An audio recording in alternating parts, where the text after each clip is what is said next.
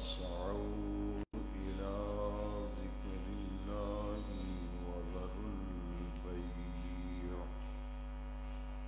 ذلكم خير لكم إن كنتم تعلمون فإذا قضيت الصلاة فانتشروا في الأرض وابتغوا من فضل الله واذكروا الله كثيرا لعلكم تفلحون وإذا رأوا تجارة أو لهوا انفضوا إليها وتركوك قائما قل ما عند الله خير من اللهو ومن والله خير الرازقين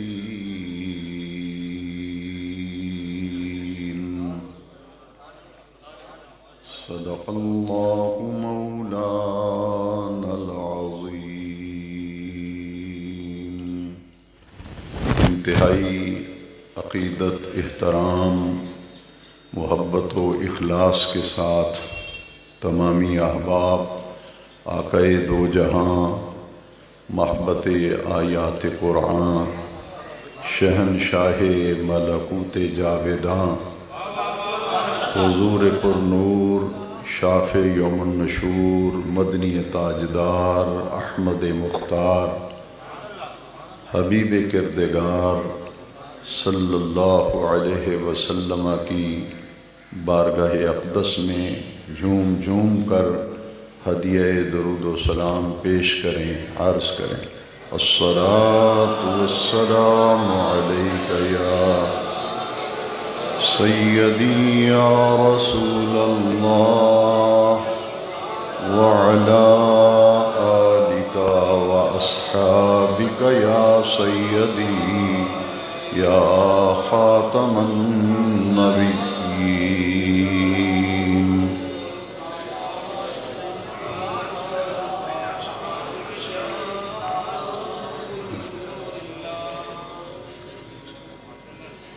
معزز و محترم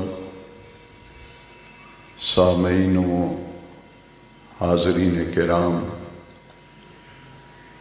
درس قرآن کا مبارک سلسلہ گزشتہ جمعات مبارکہ سے جاری و ساری ہے.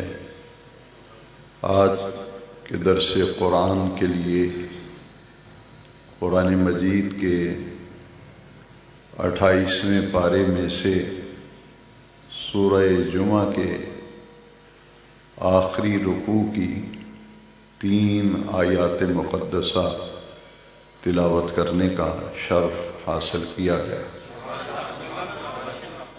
سورہ جمعہ کی یہ 3 آیات، آیت نمبر 9، آیت نمبر 10 اور آیت نمبر 11، 3 آیات پر سورہ جمعہ کا آخری رکوع جو ہے وہ مشتمل ہے. پورے رکوع کے اندر 3 آیات ہیں اور تینوں آیات مقدسہ آپ نے سماعت کرنے کا شرف حاصل کیا. جمعۃ المبارک کا دن یہ سید الایام ہے. ہفتے کے 7 دنوں میں اللہ تبارک و تعالی نے جمعے کے دن کو سید الایام، باقی ہفتے کے تمام دنوں کا سردار جمعۃ المبارک کا دن ہے. حضرت آدم علیہ السلام سے لے کر میرے آقا کریم صلی اللہ علیہ وسلم تک جتنے بھی انبیاء کرام تشریف لائے، ہر امت میں ہفتے میں 1 دن اللہ کی یاد کے لیے مختص کرنے کا ذکر آسمانی کتابوں میں موجود ہے۔ حضرت موسیٰ علیہ السلام کی امت، حضرت عیسیٰ علیہ السلام کی امت، ان دونوں امتوں کے لیے جو عبادت کے دن مقرر تھے، یہودیوں کے لیے ہفتے کا دن تھا اور عیسائیوں کے لیے اتوار کا دن عبادت کے لیے خاص کیا گیا۔ حضور سرور کونین صلی اللہ علیہ وسلم کی امت آخری امت ہے۔ اس امت کے لیے جمعۃ المبارک کا دن جو ہے اسے مقرر کیا گیا۔ لیکن ایک بات سمجھنے والی ہے کہ حضرت آدم سے لے کر میرے آقا کریم علیہ السلام تک ہر امت میں افضل دن جو ہے، سید الایام جو ہے، وہ جمعے کا دن ہی رہا ہے۔ ہمیشہ سے اس دن کو عظمت، فضیلت، اہمیت اور برتری حاصل رہی، لیکن اہل ایمان آخری امت کے لیے جمعے کے دن کو خاص طور پر عبادت کے لیے مقرر اور مختص کر دیا گیا۔ اس کا اصل مقصد کیا ہے کہ دین کے ساتھ ہم وابستہ ہیں، مسلمان ہیں، اسلام ہمارا دین ہے۔ جو دو دین اسلام سے وابستہ ہو جاتے ہیں تو وابستہ ہونے کے بعد ان کی تعلیم، ان کی تربیت اور ان کو دین کے ساتھ وابستہ اور پیوستہ رکھنا اور اس تعلق کو اور مضبوط کرنا اس قدر اہم ہے کہ جمعے کے دن کو اجتماعی تعلیم اور تربیت کے لیے ہفتہ وار اہمیت دی گئی کہ ایک ہفتے کے بعد تمام مسلمان ایک مرکز پر جمع ہوں اور وہاں جمع ہو کر وہ دین کی تعلیم اور دین کی تربیت، تبلیغ اچھے طریقے سے اسے سمجھنے کی کوشش کریں اور پھر اس دین کی تعلیم کو حاصل کر کر اپنی عملی زندگی کے اندر اس تعلیم پر عمل کریں۔ ایک تو تعلق دین کے ساتھ پختہ رہے اور اس کے اندر دن بدن استحکام پیدا ہوتا رہے، اور دوسرا یہ پہلو تھا کہ دنیا کی زندگی میں رہتے ہوئے جو خرابیاں اور خامیاں ہمارے اندر پیدا ہو جاتی ہیں، عقائد اور اعمال کے اعتبار سے جو سستی، غفلت اور کاہلی ہمارے اندر پیدا ہو جاتی ہے، اس سستی، غفلت اور کاہلی کو اور بے رغبتی کو اور عدم استحکام کو دور کرنے کے لیے، تاکہ یہ رشتہ جو ہے اس کی تازگی رہے، دین کے ساتھ وابستگی جو ہے اس کے اندر پختگی آتی رہے، مستحکم ہوتا رہے، دل اور دماغ پر، سوچ پر اور ہمارے اعمال و افعال پر جو زمانے کی گرد اور آلود معاملات پیش آتے ہیں، ان کی وجہ سے جو غبار ذہن پہ پیدا ہو گیا، سوچ اور فکر میں جو کچھ شکوک و شبہات پیدا ہو گئے، ان کا ازالہ ہوتا رہے، اور عمل کے اندر جو سستی پیدا ہو گئی، جو کاہلی پیدا ہو گئی، جیسے نماز کی بے رغبتی پیدا ہو گئی، دین سے تعلق کمزور ہونا شروع ہو گیا، قرآن مجید کی تلاوت کی طرف توجہ نہ رہی، تو ایک ہفتے کے بعد پھر جمع ہو کر ان تمام چیزوں کو اپنے ذہن کے اندر تازہ کرو، تاکہ شکوک و شبہات کا بھی ازالہ ہوتا رہے اور عمل کے اندر اور عملی زندگی کے اندر جو کمزوری واقع ہو گئی ہے اسے بھی دور کر کے عمل کو مزید بہتر بنایا جائے۔ یہ ہفتہ وار تعلیمی اور تربیتی اجتماع ہے مسلمانوں کا، لیکن بدقسمتی سے جمعے کی اہمیت اور افادیت ہمارے دین میں جو مختص ہے وہ تیزی کے ساتھ ہمارے دلوں سے نکل گئی۔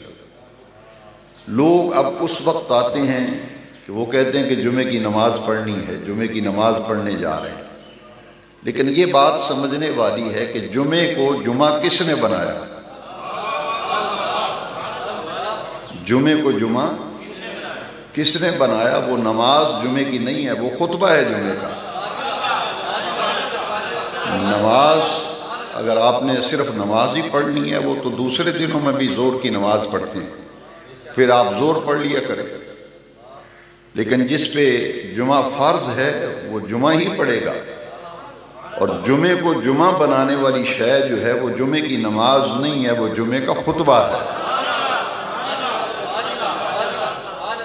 وہ جمعے کا خطبہ ہے۔ اگر خطبے سے بے رغبتی ہے، خطبے سے بے رغبتی ہے، کوئی اہمیت ہی نہیں رہی جمعے کے خطبے کی، اسی لیے لوگ آتے نہیں، انہیں پتہ ہی نہیں کہ جمعے کو جمعہ بنانے والی شے وہ تعلیم ہے، وہ تربیت ہے، اعمال کے حوالے سے، عقائد کے حوالے سے، اخلاق کے حوالے سے، معاشرتی اعتبار سے جتنے بھی مسائل سے ہمارا واسطہ پڑتا ہے، اس اجتماع کے اندر ان تمام غلط فہمیوں کا ازالہ بھی کیا جاتا ہے، اور اعمال کے اندر جو سستی پیدا ہو جاتی ہے اس کے اندر پختگی پیدا ہوتی ہے۔ اس کی مثال اس طرح بزرگ دیتے ہیں کہ میز پہ اگر گرد و غبار پڑا ہو، آپ اپنے آفس میں گئے ہیں تو جاتے ہی پہلے گرد و غبار صاف کریں گے، شام کو تو دفتر بند کر کے گئے، صبح جا کر آپ کو پورا دفتر صاف کرنا پڑتا ہے، آپ کا ملازم جاتے ہی صاف کرتا ہے آپ کے آنے سے پہلے۔ تو وہ جتنے بھی گرد و غبار عقائد کا، اعمال کا، افعال کا، اخلاق کا ہمارے دل و دماغ پہ پڑتا ہے، اس اجتماع پہ آنے سے اس کی صفائی ہو جاتی ہے۔ اس کی صفائی کیسے ہوتی ہے؟ اللہ کے ذکر سے۔ میں نے ماہانہ محفل ذکر میں عرض کیا تھا کہ ہر چیز اگر زنگ آلود ہوتی ہے تو اس کی کوئی نہ کوئی پالش ہے، زنگ کو دور کرنے کے لیے پالش ہے۔ کسی چیز کو اگر میلہ آپ دیکھتے ہیں تو اس کی صفائی کا انتظام کرتے ہیں، تو حضور نے فرمایا ہمارے دل بھی میلے ہوتے ہیں، ان پر گناہوں کی میل جب جمتی ہے دل پر، سوچ پر، فکر پر، اعمال پر، افعال پر، تو وہ کیسے دور ہوتی ہے؟ حضور نے فرمایا لِكُلِّ شَيْءٍ سِقَالَةٌ وَسِقَالَةُ الْقُلُوبِ ذِكْرُ اللَّهِ۔ دل کی پالش اللہ کا ذکر ہے، دل کی صفائی اور ستھرائی کا سبب اللہ کا ذکر ہے۔ لہذا آیات مقدسہ جن کا آج درس ہو رہا ہے ان کو سمجھنے سے پہلے یہ تمیدی گفتگو جو ہے یہ غور سے سننے والی ہے۔ آج بھی امریکہ کے اندر یہودیوں کے ہاں جو ہفتے کا تصور ہے وہ ہمارے ہاں جمعے کا وہ تصور مسلمانوں کے اندر سرے سے موجود ہی نہیں، بہت فرق ہے۔ آج بھی آپ کا کوئی عزیز امریکہ، ہالینڈ، جرمنی وغیرہ میں رہتا ہے تو اسے آپ معلومات لے سکتے ہیں، انفارمیشن لے سکتے ہیں کہ آج بھی یہودی جو ہیں، اور یہاں یہ بات خاص طور پہ میں عرض کروں گا کہ حضرت موسیٰ علیہ السلام کی امت میں جمعے کے دن سورج غروب ہونے سے لے کر ہفتے کے دن سورج غروب ہونے تک ہر قسم کا کاروبار حرام تھا۔ جمعے کے دن مغرب سے لے کے غروب آفتاب سے لے کر ہفتے کے دن سورج غروب ہونے تک ہر قسم کا کاروبار حرام ہو جاتا ہے۔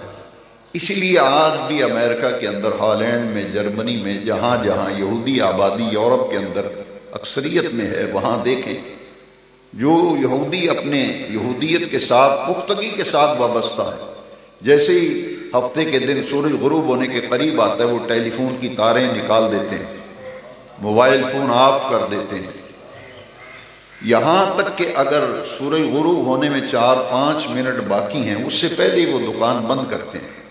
اگر کوئی گاہک آ گیا دکان کے اندر تو یہ ممکن ہی نہیں کہ اسے سودا دے دے، وہ کہتا ہے میری دکان سے باہر ہو جاؤ، میں کہتا ہوں نکل جاؤ یہاں سے، ہماری عبادت کا وقت مقرر ہو گیا ہے اور اس میں کاروبار حرام ہے۔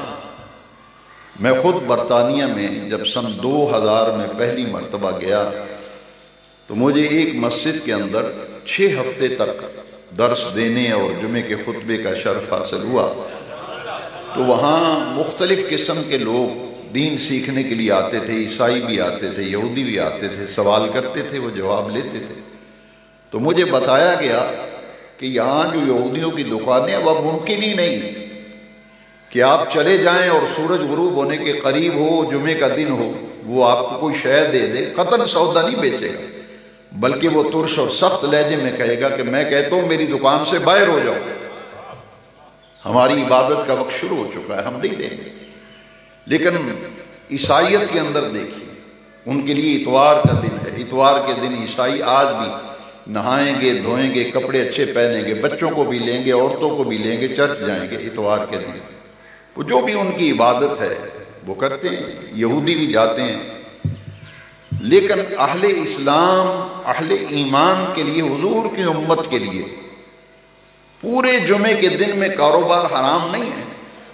ان کا معاملہ دیکھ لے اور اپنا معاملہ دیکھ لے، یعنی 24 گھنٹے ان کے اندر ہر قسم کا کاروبار حرام، قطعاً بند، سوال ہی پیدا نہیں ہوتا کوئی دکان دے۔ لیکن اہل اسلام پر یہ کرم ہوا اور اللہ کریم نے آسانیاں فرمائی۔ جو آیات مقدسہ آج ہمارے درس قرآن کا عنوان ہے، ان میں پہلی آیت سورہ جمعہ کی یہ آیت نمبر 9 ہے، اور اللہ تبارک و تعالی نے فرمایا اذا نودی للصلاۃ من یوم الجمعہ۔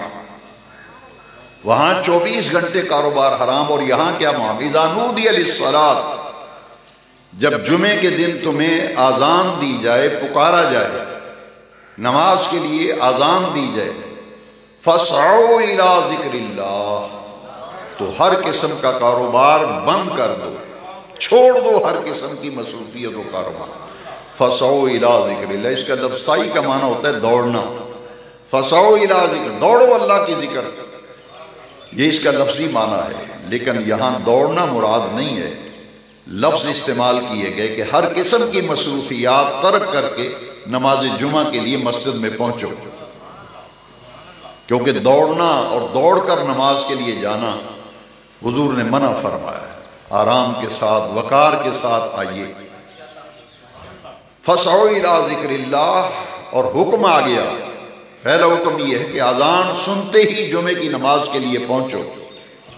وَذَرُوا الْبَيْعَ، اور ہر قسم کا کاروبار، خریدنا بیچنا بند کر دو۔ وَذَرُوا الْبَيْعَ، چھوڑ دو، ترک کر دو، بند کر دو۔ فَاسْعَوْا إِلَىٰ ذِكْرِ اللَّهِ، اللہ کے ذکر کی طرف آؤ۔ پہلے حکم دیا گیا کہ جمعے کے دن آذان دی جائے نماز کے لیے، تو آیت کے اگلے حصے میں یہ نہیں فرمایا نماز کے لیے آؤ، فرمایا فَاسْعَوْا إِلَىٰ ذِكْرِ اللَّهِ، یہ تم جمعے کی ادائیگی کے لیے جا رہے ہو، یہ تو اللہ کے ذکر کے لیے جا رہے ہو۔ اور یہ تصور اب ہمارے ذہنوں میں نہیں رہا۔ فَاسْعَوْا إِلَىٰ ذِكْرِ اللَّهِ، اللہ کے ذکر کی طرف آؤ۔ وَذَرُوا الْبَيْعَ، خرید و فروخت چھوڑ دو۔ آذان جمعہ سے لے کر جمعے کی نماز ہونے تک ہر قسم کا کاروبار حرام ہو جاتا ہے۔ لازم ہے، ضروری ہے، فرض ہے، واجب ہے کہ اذان کی آواز سنتے ہی دکان بند کر دو اور اللہ کے ذکر کی طرف پہنچو۔ ذالکم خیر لکم، اس میں تمہارے لیے خیر ہے، اس میں تمہارے لیے بہتری ہے۔ ان کنتم تعلمون، اگر تم جانتے ہو، علم رکھتے ہو تو سمجھ لو خیر بھلائی اس بات میں ہے کہ اذان جمعہ سے لے کر جماعت ہونے تک ہر قسم کا کاروبار ترک کر کے اللہ کے ذکر کے لیے فوراً مسجد میں پہنچو۔ وَذَرُوا الْبَيْعَ، یہاں نسائی، ابو داؤد اور مسلم کے حوالے سے میں 3 حدیثیں آپ سے عرض کروں گا تاکہ جمعے کی اہمیت، ایک تو اوقات جمعہ کا سمجھنا ضروری تھا کہ یہودیوں کیا 24 گھنٹے، اور ہمارے ہاں آذان جمعہ سے لے کے جمعے کی نماز ہونے تک ممنوع ہو گیا ہر قسم کا معاملہ۔ حضور نے ارشاد فرمایا کہ جس شخص نے 3 جمعے متواتر اور مسلسل، نسائی کے اندر، ابو داؤد کے اندر، مسلم کے اندر یہ حدیث شریف موجود ہے، 3 جمعے مسلسل متواتر، اس کو اہمیت نہ دیتے ہوئے، خیر ہے نہ بھی جمعہ پڑھا تو خیر ہے، اچھا جا لیتے ہیں مسجد میں، ابھی تقریر ہو رہی، خطبہ ہو رہا ہے، جاتے ہیں، ابھی چلے جاتے ہیں۔ اس نے جمعے کی اہمیت کو نہیں سمجھا، اس کی افادیت کو ہی نہیں سمجھا، اس کے فرض ہونے کی جو غرض و غایت ہے اسے نہیں سمجھا، حقیر سمجھا، معمولی سمجھا، اہمیت ہی نہیں دی، اور 3 جمعے اس نے مسلسل ترک کر دیے۔ کس حال کے اندر؟ عورتوں پر جمعہ فرض نہیں ہے، بچوں پر جمعہ فرض نہیں ہے، بیمار پر جمعہ فرض مسافر پر جمعہ فرض، مسافر ظہر کی نماز پڑھے، بیمار ہے تو گھر پہ ظہر کی نماز پڑھے، عورت ہے تو گھر پہ ظہر کی نماز پڑھے، بچے گھر میں رہیں، ان پہ جمعہ فرض ہی نہیں۔ اب ایک آدمی نہ بیمار ہے نہ مسافر ہے، کوئی شرعی عذر بھی نہیں اس کے پاس، لیکن اس نے معمولی سمجھ کے ایسے ہی گھر میں سویا رہا، ایسے ہی تاش کھیلتا رہا، دکان پہ بیٹھ کے بازار میں گپیں لگاتا رہا، اچھا بھی جاتا ہوں، اس نے اہمیت ہی نہیں دی۔ 3 جمعے مسلسل جو ترک کرتا ہے، جمعے کی ادائیگی کے لیے 3 جمعے مسلسل متواتر نہیں آتا جمعے کے لیے، حضور نے فرمایا اللہ تبارک و تعالی اس کے دل پر مہر لگا دیتا ہے۔ اور دل پر مہر لگانا یہ بدترین سزا ہے ہمارے دین کے اندر۔ دل پر مہر لگنا بدترین سزا ہے۔ سورہ بقرہ کے آغاز میں جو پہلا درس ہم نے دیا تھا جمعے میں، سورہ بقرہ کی پہلی آیات کا، اس میں آپ سن چکے ہیں، ان الذین کفروا سواء علیہم انذرتہم ام لم تنذرہم لا یؤمنون ختم اللہ علی قلوبہم۔ اللہ نے ان کے دلوں پر مہر لگا دی۔ یہ کافروں کے ساتھ یہ معاملہ کہ ان کے دل پر مہر ہو جاتی ہے۔ اس لیے مفسرین فرماتے ہیں کہ حضور کی حدیث میں جو دل پر مہر کا ذکر آیا ہے، یہ بدترین سزا ہے اس شخص کے لیے جو جمعے کی اہمیت کو ہی نہیں سمجھتا، اسے حقیر سمجھتا ہے، معمولی سمجھتا ہے، پڑھ لیا تو ٹھیک ہے، نہ پڑھا تو کیا ہوگا، قیامت آ جائے گی۔ معاذ اللہ اس قسم کے تصورات سے جو 3 جمعے لگاتار ترک کرتا ہے، اس کے دل پر مہر لگ جاتی ہے، پھر اس میں ہدایت داخل نہیں ہو سکتی۔ ہدایت کا نور اسے حاصل نہیں ہوگا جس کے دل پر اللہ مہر لگا دے۔ اور مسلم شریف کے اندر یہ حدیث شریف ہے، حضور نے ارشاد فرمایا میرا دل یہ چاہتا ہے کہ میں کسی اور کو جمعے کے لیے کھڑا کروں اور خود مدینہ شریف کی گلیوں میں چکر لگاؤں، جو جمعہ پڑھنے نہیں آئے ان کے گھروں کو آگ لگا کے جلا دوں میں۔ یہ مسلم شریف کے اندر حدیث پاک ہے۔ اس کا ایک پہلو جو ہے وہ بڑا قابل غور ہے کہ حضور تو پوری کائنات میں سب سے زیادہ رقیق القلب اور نرم طبیعت کے تو حضور ہیں، وہ رحمت للعالمین ہیں، شفیق ہیں، حضور سے بڑھ کر کسی کا نرم رویہ نہیں۔ لیکن جمعے کے معاملے میں اتنے سخت لفظ جو حضور نے استعمال فرمایا لوگ جمعے کو ترک کرنے سے باز آ جائیں، یہ مسلم شریف کی حدیث ہے، جمعے کو ترک کرنے سے باز آ جائیں، دلوں پر مہر لگ جاتی ہے، اور جو نہیں آیا میں اس کے گھر کو آگ لگا کے جلا دوں، تاکہ میری امت کو معلوم ہو جائے کہ جمعہ ترک کرنا کتنا بڑا جرم ہے اور ناپسندیدہ عمل ہے، کہ حضور اس کے بارے میں کیا ارشاد فرما رہے ہیں، تاکہ میری امت بیدار ہو جائے اور جمعے کی اہمیت و افادیت و فرضیت کے احکام کو دل میں نقش کرے کہ جمعہ مسلمانوں کے لیے عبادت کا دن ہے۔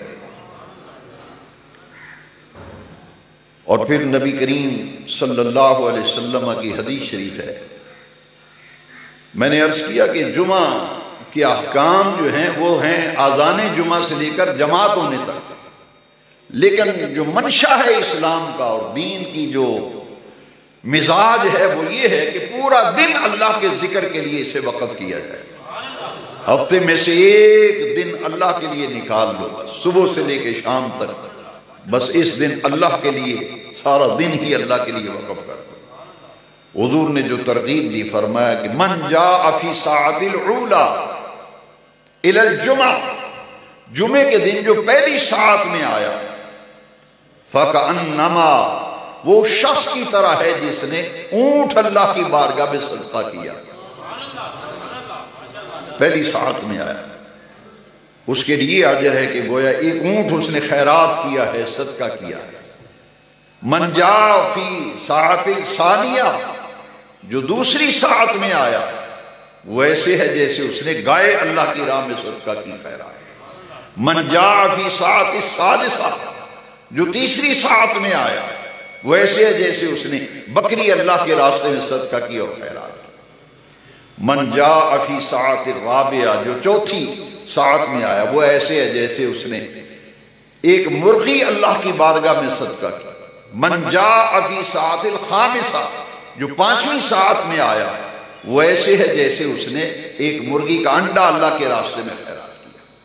اب آپ اندازہ لگائیے کہ دنیا کا مال جمع کرنے کے لیے ایک شخص کو یہ معلوم ہو جائے کہ اگر میں یہ کام کروں گا تو مجھے اونٹ ملے گا، اور ایک شخص کو یہ معلوم ہو کہ میں یہ صدقہ کروں یا یہ عمل کروں، یہ کام کروں، یہ ڈیوٹی کروں تو مجھے انڈا ملے گا، اس کے بدلے میں یہ کام کروں گا مجھے اونٹ ملے گا، تو بندہ اونٹ والا کام قبول کرے گا یا انڈے والا؟ دنیا کے حرص و حوث اور لالچ نے میں اتنا تباہ کر دیا کہ آج ہماری مساجد رو رہی ہیں کہ جمعے کی جو اہمیت تھی وہ مسلمانوں کے دل سے نکل گئی، اب تو کہیں بھی نظر نہیں آتا، خال خال کہیں نظر آتا۔ ہاں، قیام پاکستان سے پہلے میں نے اپنے بزرگوں سے سنا ہے کہ ایک زمانہ وہ تھا کہ صبح صبح ہی لوگ دیہات کے اندر جمعہ فرض نہیں ہے، آج تو ہر گاؤں میں ہر ڈیرے پہ جمعہ شروع ہو گیا، ہر محلے کی مسجد میں جمعہ شروع ہو گیا۔ یہ اسلام کے مزاج کے خلاف ہے۔ جامع مساجد کا حکم کیا ہے؟ اسی لیے حضور نے فرمایا محلے کی مسجد میں ایک نماز پڑھ، گھر میں نماز پڑھیں ایک نماز تو ایک نماز کا ثواب، محلے کی مسجد میں پڑھیں تو 25 یا 27 نمازوں کا ثواب، اور جامع مسجد میں نماز پڑھیں ایک تو 500 نماز کا ثواب۔ اب تو ہر چھوٹی مسجد میں جمعہ شروع، جو غرض و غائب تھی کہ بستیوں سے محلہ جات سے لوگ ایک مرکز پہ جمع، اور تعلیم اور تربیت یہ اصل مقصد ہے جمعے کا۔ تو ہم نے سنا بزرگوں سے کہ اول وقت میں لوگ دیہاتوں سے سفید پگڑیاں باندھ کر، سفید لباس پہن کر، اپنے گھوڑوں پہ سوار ہو کے جمعے کے لیے شہروں میں آیا کرتے تھے۔ خود میں نے اپنے بچپن میں چھوٹی عمر میں دیکھا تھا کہ ہمارے شہر میں جو جامع مسجد ہے وہاں میرے والد مائی رحمۃ اللہ تعالی علیہ نے 50 برس کے قریب وہاں جمعے کا خطبہ دیا۔ تو وہاں میں نے اپنے بچپن میں دیکھا کہ دیہاتوں سے لوگ گھوڑیاں لپے آتے تھے اور مسجد کے آگے کھلا میدان تھا، وہاں قلعے لگے ہوئے تھے، لوگ ان قلعوں کے ساتھ اپنی گھوڑیاں باندھتے تھے، اول وقت میں آتے تھے جمعے کے لیے۔ اب وہ تصور دن بدن کمزور ہوتا چلا گیا، کہاں سے اب لوگ آئیں گے؟ یہ کس کی ذمہ داری ہوگی کہ جمعے کو جمعے کا دن سمجھا جائے؟ جمعہ مسلمانوں کے لیے کیا اہمیت رکھتا ہے؟ اس لیے سورہ تکاثر جب میں پڑھتا ہوں تو ایک دفعہ آدمی لرز جاتا ہے، الہاکم التکاثر حتی زرتم المقابر۔ غفلت میں ڈال دیا، ہمیں کس چیز نے غفلت میں ڈالا؟ یہ در حقیقت پوری دنیا کے انسانوں کو کہا جا رہا ہے، اور خاص طور پر اہل ایمان سے کہا جا رہا ہے الہاکم التکاثر۔ یہ مال کی کثرت، مال کی طلب اور جلب، کہ ہمیں مال ملے، دولت ملے، ہم راتوں رات امیر ہو جائیں،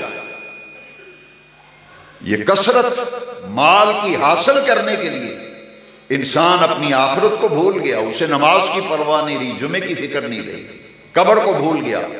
فرمایا مال کماتے کماتے صبح سے لے کے شام تک کوئی اور کام ہی نہیں، نماز کے لیے وقت نہیں، مال کمانے میں ہر کوئی لگا ہے، دوڑ لگی ہوئی ہے۔ تو اللہ قرآن میں فرماتا ہے الہاکم التکاثر، یہ کثرت کی طلب جو ہے مال کی، اس نے ہلاک کر دیا ہے، یعنی غفلت میں ڈال دیا ہے، تم غافل ہو گئے ہو آخرت اور قبر سے۔ حتی زرتم المقابر، مال کماتے کماتے، بناتے بناتے پھر وہ وقت آتا ہے تم قبرستان پہنچ جاتے ہو۔ حتی زرتم المقابر، مقابر قبرستان، اپنی اپنی قبر میں بندہ پہنچ جاتا ہے۔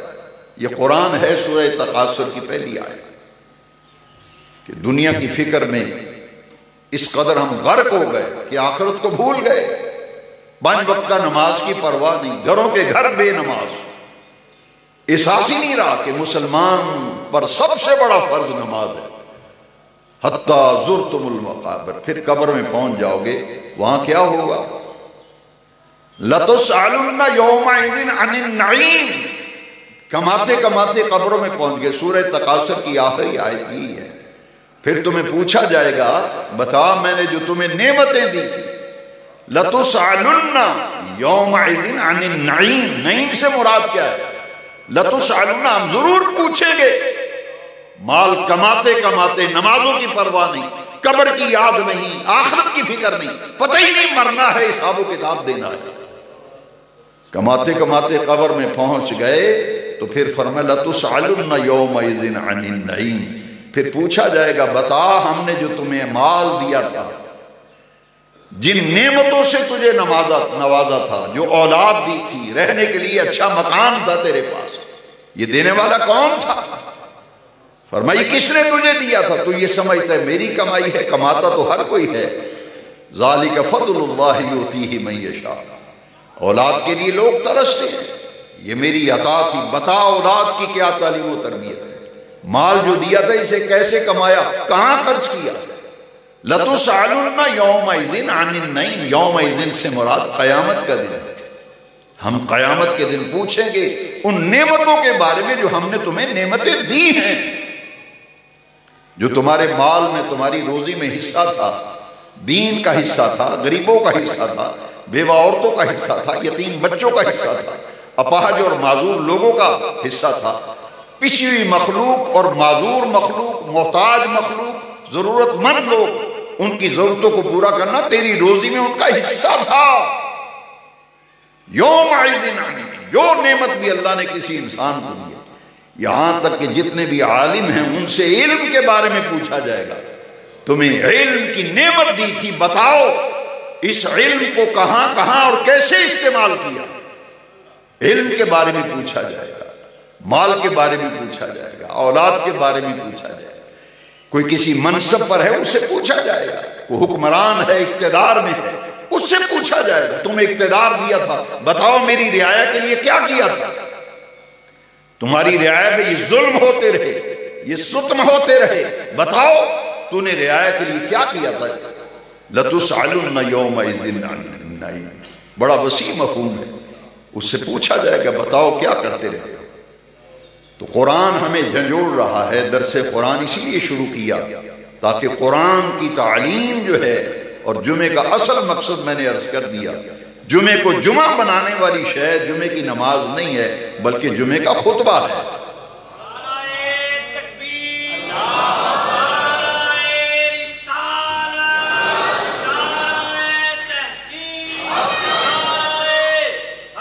اور خطبہ جو ہے یہ خطاب سے ہے، خطبہ خطاب سے ہے. تعلیم، تربیت. وہ جو کمزوری پڑ جاتی، کاروبار کرتے رہے، ہفتہ بھر مصروف رہے، ادھر مصروف ادھر مصروف، ہماری مجلسیں غلط ہو گئی، ہماری اٹھک بیٹھک غلط ہو گئی، طرح طرح کی باتیں سن کر، طرح طرح کے ماحول دیکھ کر جو عقائد پہ اثر پڑا، جو عمل پہ اثر پڑا، اس کا ازالہ جمعے کا اجتماع. اسی لیے خطبہ جمعہ فرض رکھا. یہاں جمعے کی 2 رکعتیں ہیں.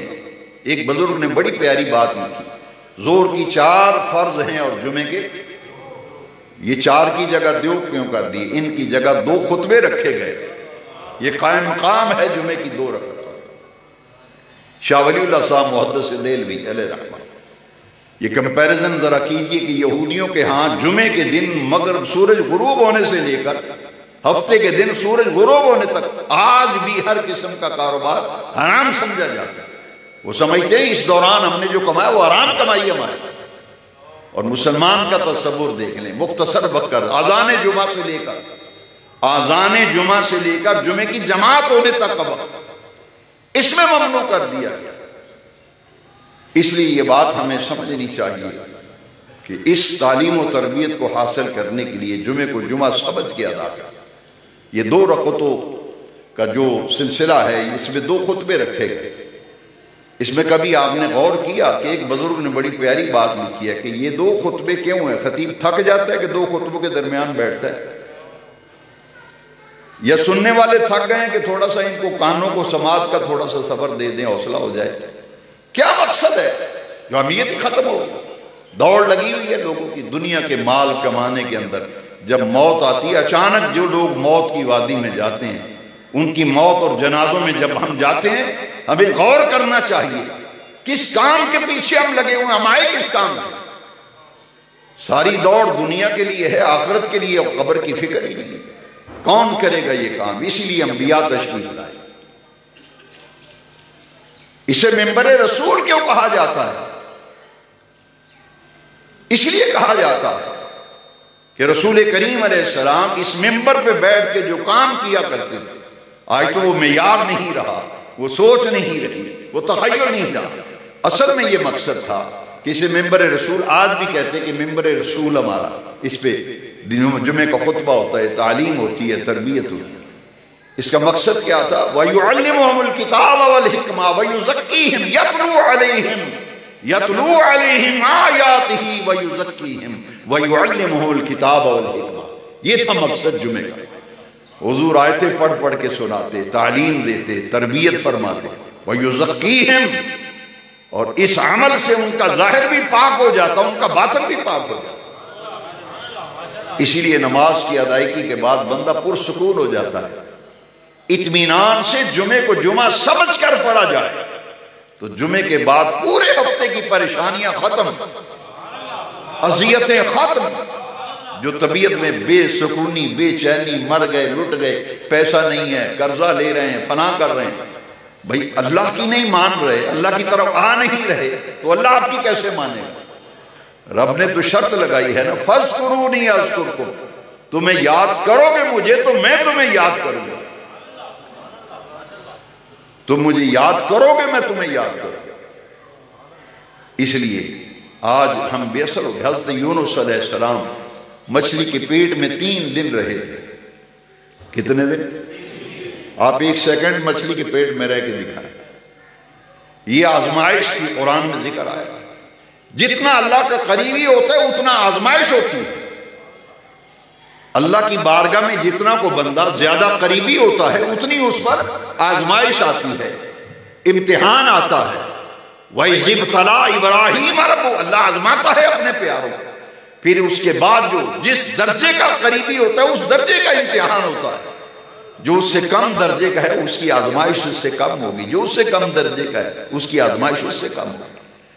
لیکن جس نے اللہ سے تعلق قائم کر لیا پھر اس کی آزمائش ہوتی ہے، پھر وہ آزمایا جاتا ہے۔ وَلَنَبْلُوَنَّكُمْ بِشَيْءٍ مِّنَ سورہ بقرہ میں فرمایا ہم آزمائیں گے ضرور، آزمائش کرتے۔ حضرت یونس علیہ السلام کی جب آزمائش آئی، دریا میں اتارا اللہ تبارک و تعالی، مچھلی کے پیٹ میں گئے تو اللہ کی مشیت کے مطابق گئے تھے۔ دریا میں اترے، بڑی مچھلی تھی، یونس علیہ السلام اس کے پیٹ میں چلے گئے۔ یہ آزمائش تھی، امتحان تھا۔ 3 دن رہے کہ میرا یونس تاریکی میں پہنچ کر مجھے یاد کرتا ہے تو کس انداز سے کرتا ہے۔ 3 دن پیٹ میں رہے، مچھلی کے پیٹ میں، تو کیا پڑھا؟ قرآن کی آیت دیکھ، لا الہ الا انت۔ تاریکیوں میں قرآن کہتے کہ پیٹ کے اندر جب پہنچے وہاں اندھیرا ہی اندھیرا تھا، مچھلی کے پیٹ میں اندھیرا ہی اندھیرا، تاریکی ہی۔ تاریکی میں جب پہنچے تو فرمایا لا الہ الا انت، باری تعالیٰ میں اقرار کرتا ہوں تیرے سوا بری دنیا میں کوئی عبادت کے لائق نہیں ہے، پرستش و پوجا و عبادت فقط تیری ہے۔ انت، تو، لا الہ الا انت، تو ہی عبادت کے لائق ہے، تیرے سوا کوئی سجدے پوجا عبادت کے لائق نہیں۔ سبحانک، سبحان، تیری ذات ہر عیب سے پاک ہے، ہر نقص سے پاک ہے۔ سبحانک، انسان عیب دار ہے، کمزور ہے، نقص ہے۔ قرآن خود کہتے ہیں ان الانسان ضعیفا، فطرتی اعتبار سے، تخلیق کے اعتبار سے یار انسان میں کمزوری رکھی گئی، انسان میں عیب ہے، کمزوری ہے، خامی ہے۔ حضرت یونس مچھلی کے پیٹ میں گئے تو اقرار کیا باری تعالیٰ تیرے سوا کوئی عبادت کے لائق، سبحانک، تیری ذات ہر عیب سے پاک ہے، ہر نقص سے پاک ہے، ہر خامی سے پاک ہے۔ لا الہ الا انت سبحانک انی کنت من الظالمین، میں ہی حد سے گزرنے والا ہوں۔ یہ تعلیم دی گئی کہ اللہ کی بارگاہ سے کچھ لینا ہے، رب کو منانا ہے، پہلے اس کی الوہیت، اس کے معبود ہونے کا تصور غالب کرو کہ اللہ کے سوا بری کائنات میں عبادت کے لائق کوئی نہیں، اور پھر اس کی بلندی، اس کی عظمت، اس کی کبریائی، اس کی پاکی کا یقین کامل رکھو سبحانک، باری تعالیٰ تیری ذات پاک ہے ہر عیب ہر نقص ہر خامی سے. انی کنت من الظالمین. جب کسی انسان پر آزمائش آتی ہے، تکلیف آتی ہے، مصیبت آتی ہے، اللہ کے نیک بندے تو آزمائش ہوتی ہے، کئی لوگوں کو سزا ملتی ہے. تو جب سزا ملے، تکلیف آئے، دکھ آئے، پریشانی آئے، مصیبت گھیر لے، تو اپنی عاجزی انکساری کا رب کی بارگاہ میں اظہار. اگر اکڑ ہو، تکبر ہو، غرور ہو، تو یہ اللہ کو تو پہلے ہی سخت ناپسند. جو تکلیفیں آنے کے باوجود تکبر کرتے ہیں، اکڑ میں رہتے ہیں، اللہ کریم فرماتا ہے میری بارگاہ سے لینا ہے تو عاجزی انکساری لے کے آؤ. معراج کی رات بھی رب نے پوچھا تھا محبوب میرے لیے کیا لائے ہو؟ عرض کی باری تعالیٰ وہ تحفہ لے کے آیا ہوں جو تیری بارگاہ میں ہے ہی نہیں، تیری ذات ہی اس سے پاک ہے. وہ کیا ہے؟ عرض کیا باری تعالیٰ تیری بارگاہ میں عاجزی لے کے آیا ہوں، تیری بارگاہ میں انکساری لے کے آیا. عاجزی انکساری سے اللہ پاک ہے. ہم نے اقرار کیا انی کنت من الظالمین، میں ہی اپنے اوپر ظلم کرنے والا، میں ہی حد سے بڑھنے والا. تو جب اپنی عاجزی انکساری کا انکار کیا تو 3 دن کے بعد یونس علیہ السلام مچھلی کے پیٹ سے نکلے. اللہ کریم کی مشیت و قدرت میں یہ تھا کہ میں اپنے پیغمبر اور محبوب نبی کی آزمائش کروں، امتحان میں ڈالوں، اور میرا محبوب نبی میری بارگاہ میں جو عاجزی انکساری لے کر میری عظمت کا اقرار کرے اور مجھ سے پھر التجا کرے، تو اللہ کریم فرماتے ہیں میں نے ان کو نجات دی اور مچھلی کے پیٹ سے نکالا. وَكَذَلِكَ نُجْزِي الْمُؤْمِنِينَ. فرمایا قیامت تک جو بھی کسی پریشانی، دکھ اور مصیبت و ابتلا میں آئے، وہ میری بارگاہ میں انہی کلمات سے عرض کرے جن کلمات سے یونس نے میری بارگاہ میں عرض کی، انہی کلمات سے پڑھے. نجزی المومن، جس طرح ہم نے یونس علیہ السلام کو مچھلی کی پیٹ کی تاریکیوں سے نکالا، جو انہی کلمات سے مجھے یاد کرے گا، اللہ کریم فرماتے ہیں میں قیامت تک ہر ایمان والے کو اسی طرح نجات دوں گا جیسے یونس علیہ السلام پر میں نے کرم کیا تھا. لا الہ الا انت سبحانک انی کنت من الظالمین. اب یہ آیت کریمہ اب تو لوگ چھوڑ گئے، اب تو مدرسے سے لے آؤ بچے، خود قرآن نہیں پڑھنا، باپ فوت ہوا ہے، ماں فوت ہوئی. ہمیں اپنے آپ سے سوال کرنا چاہیے. جاؤ مدرسے سے بچے لے آؤ، کرائے پہ بچے لا کر قرآن پڑھاؤ، باپ کی قبر پہ قرآن بچے بلا کر، کاروبار کا افتتاح کرنا بچے بلا کر، خود نہیں پڑھنا. یہاں تک ہماری حالت ہو گئی کہ جن کے لیے ہم الہاکم التکاثر حتی زرتم المقابر، دنیا کماتے کماتے دنیا کے پیچھے بھاگتے بھاگتے قبروں میں پہنچ گئے، اور جب قبروں میں پہنچے تھے پھر فرمایا لَتُسْأَلُنَّ يَوْمَئِذٍ عَنِ النَّعِيمِ. پھر پوچھا جائے گا بتا دنیا کمائی یا آخرت بھی کمائی؟ دنیا کمانا منع نہیں ہے، دنیا بھی کماؤ اور اپنی آخرت کی بھی فکر کرو. ربنا آتنا فی الدنیا حسنہ وفی الآخرۃ حسنہ.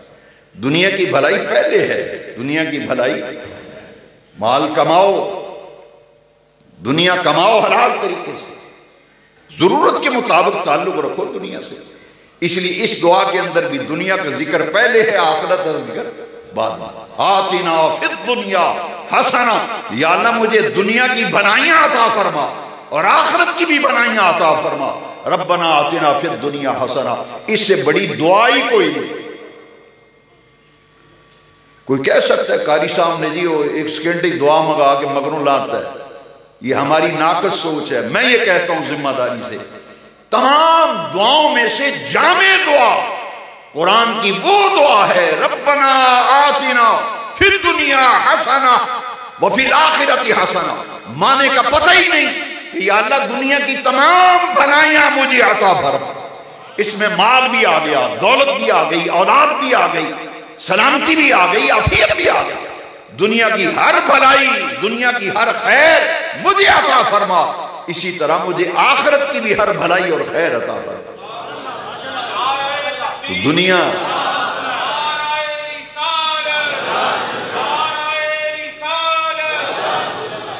دنیا بھی کماؤ، صبح سے لے کے ظہر تک کماؤ، خوب دنیا کماؤ، لیکن اذان کی آواز آ گئی تو چھوڑو، پھر اس خالق کے پاس آؤ جو تمہارا رازق بھی ہے، تمہارا مالک بھی ہے، روزی رساں تو وہ ہے، تم کس کے پیچھے بھاگ رہے ہو؟ واللہ یرزق من یشاء بغیر حساب، وہ تو رازق وہ ہے جسے چاہے جتنا دے، اس کی تقسیم پہ راضی رہو، کسی کو کم کسی کو زیادہ، یہ اللہ کی تقسیم ہے۔ اسی لیے مولا علی فاقے میں رہتے تھے، مولا علی اکثر ان کے گھر میں فاقہ ہوتا تھا، مقروض رہتے تھے، تو کیا فرمایا مولا علی نے؟ ہم اللہ کے شکوے کرتے پھرتے ہیں، مولا علی فرماتے ہیں رضینا قسمت الجبار فینا، میرے علی پاک فرماتے ہیں میں رب کی تقسیم پہ راضی ہوں، رضینا میں راضی ہوں، قسمت الجبار، جبار اللہ کا اسم صفت ہے، میں جبار کی تقسیم پر راضی ہوں، رضینا قسمت الجبار فینا لنا علم وللجہال مال، مولا علی فرماتے ہیں اللہ نے مجھے علم عطا کیا اور جاہلوں کو مال عطا کیا۔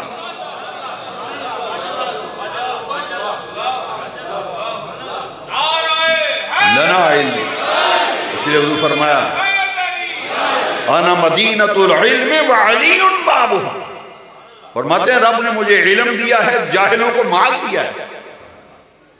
لنا علم وللجہال مال، علم کس درجے میں ملا؟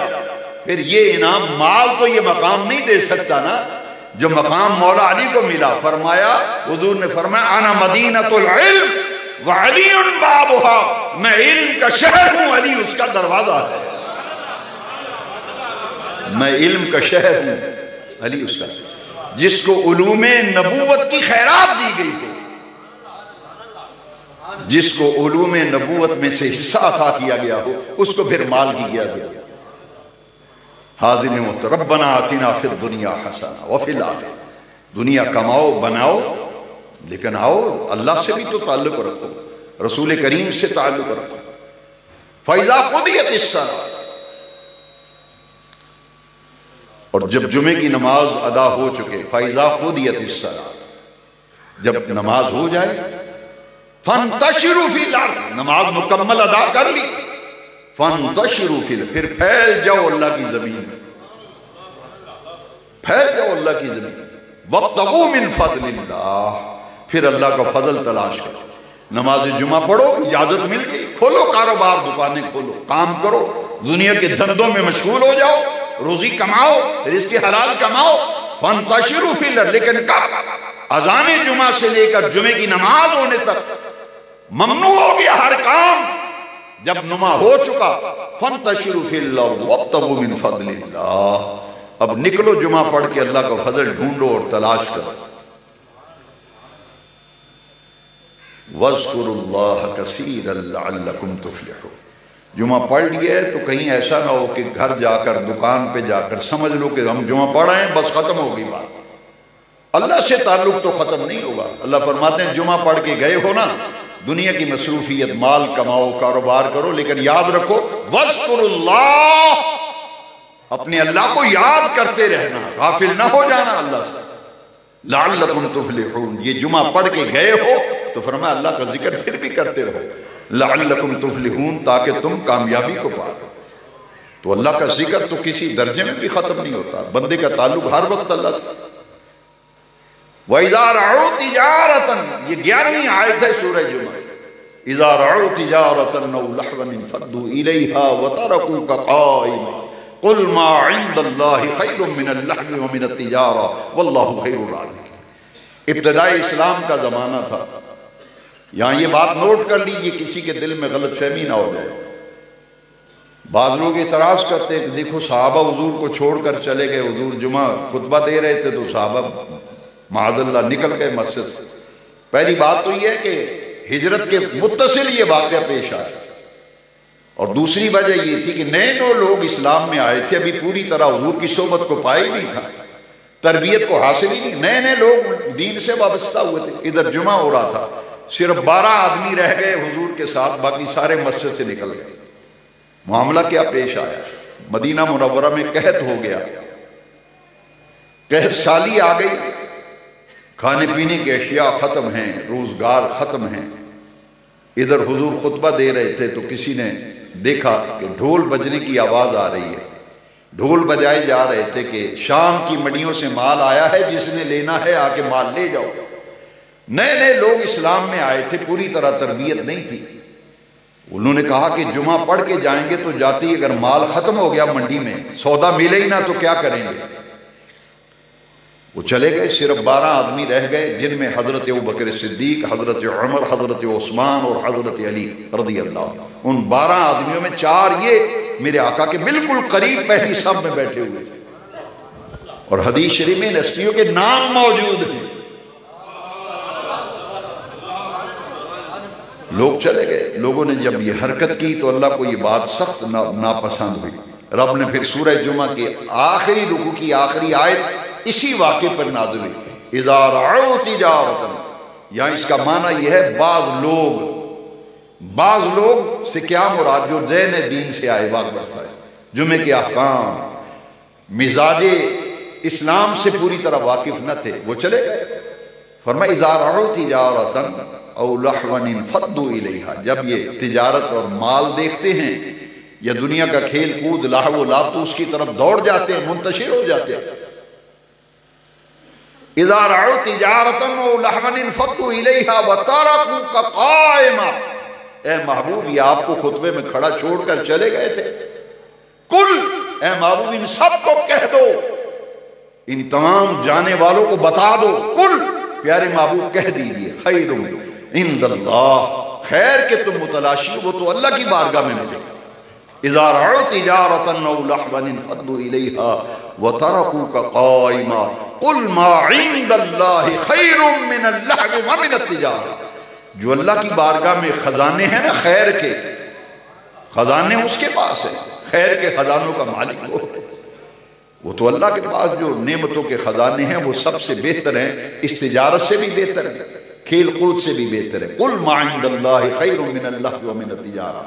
اور آخری آیت کیا ہے؟ واللہ خیر الرازقین، نہیں دکان کھلی رکھیں، کوئی گاہک شاک آگے سودا بک جائے گا، اللہ فرماتا ہے رازق تو میں ہوں، اگر مجھے چھوڑ کر تو خیر ڈھونڈتا پھرتا ہے وہ تو نہیں ملے گی، میری بارگاہ میں حاضری نہ دے کر تو چاہتا ہے مجھے رزق مل جائے گا، نمازیں ترک کر کے جمعے چھوڑ کر تجھے روزی کی تلاش ہے تو فرمایا تیری بھول ہے، تیری غلط فہمی ہے، واللہ خیر الرازقین، بہترین رزق دینے والا تو میں ہوں۔